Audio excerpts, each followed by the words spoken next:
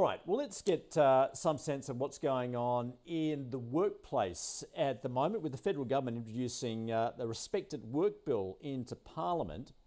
What is it? What's going to change? Joydeep Hor joining us from People, Culture and People and Culture Strategies. Joydeep, great to catch up with you again. All right, so the Respect at Work bill, what does that entail? Yeah, good morning, Andrew. So people will be familiar that sexual harassment's been a pretty significant and topical issue probably for the better part of the last 5 years, starting with the Me Too movement, more specifically here in Australia, a number of high-profile cases, including the Brittany Higgins one, of course, which is before the courts at the moment.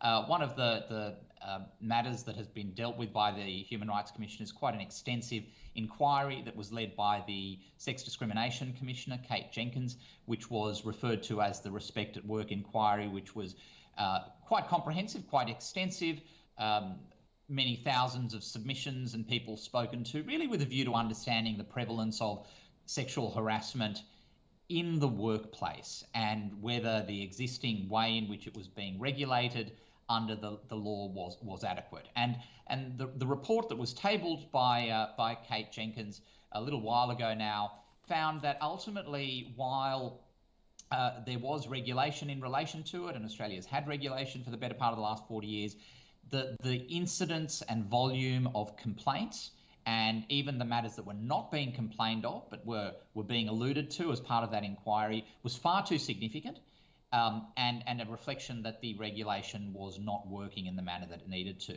So the federal government has now tabled a bill which, in our view, is likely to be passed with fairly insignificant changes, which is going to really radically alter the way in which an employer is going to now have to deal with sexual harassment prevention in their organisation.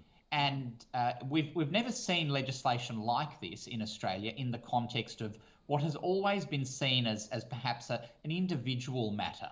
So if someone feels they've been discriminated against or sexually harassed or bullied, the prevalent thinking has been, well, that's just one person, or it might be a few people, but it's certainly not something that organisations, apart from having the odd policy here and there, have been expected to manage proactively in the manner that is now going to be the case as a result of this bill. So that's the summary of what the Respect at Work bill is all about. Yeah, so just as far as the workplace and employers are concerned, then you're saying they've got no choice now.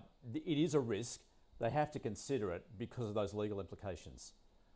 That's right. And the legislation now introduces this concept of employers having a positive duty to eliminate and prevent sexual harassment from occurring in their workplace.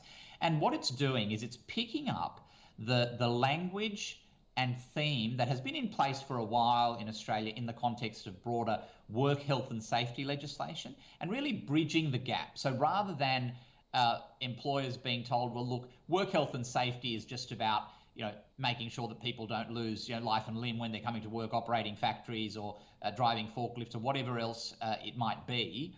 Now, work health and safety obligations squarely require you as an employer to take the same positive duties that you have to ensure people's health, safety and welfare generally, and specifically in the context of preventing and eliminating, wherever possible, the risk of sexual harassment occurring in your workplace.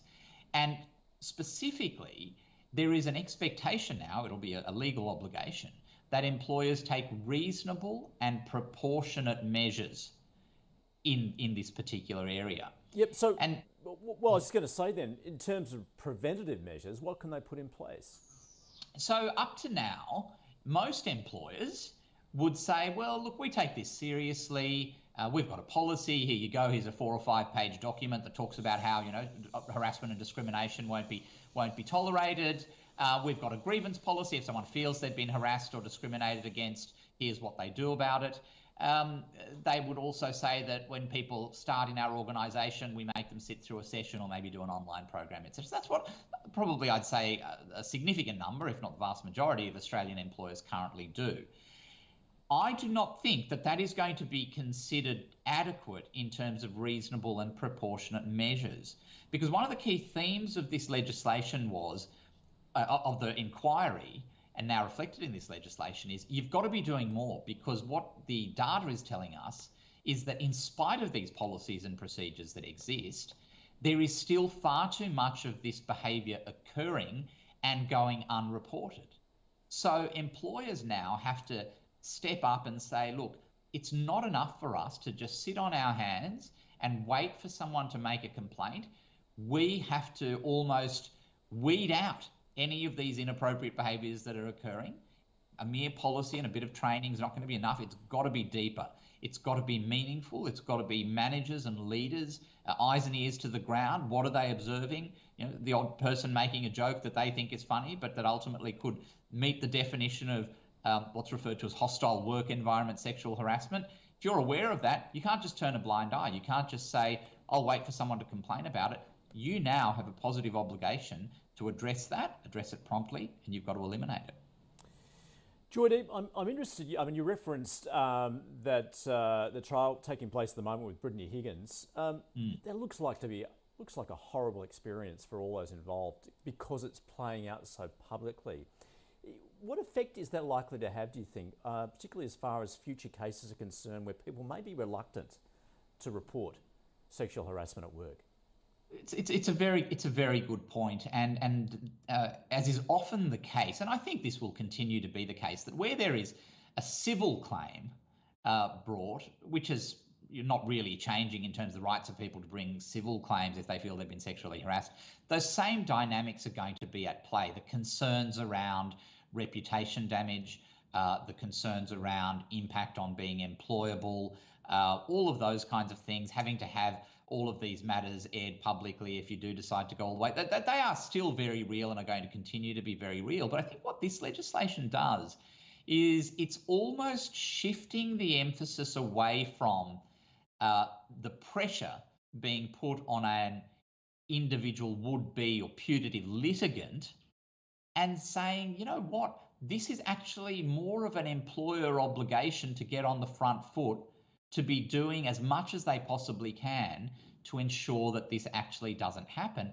rather than saying, look, just do a little bit as an employer, and then let's leave it to the individual who feels they've been harassed to have to run with it and then incur all of those considerations around reputation damage, costs, embarrassment, all of those kinds of things. So I think that's going to be something that over time, and there's been a cultural shift in relation to this, which in fairness did start with the Me Too movement.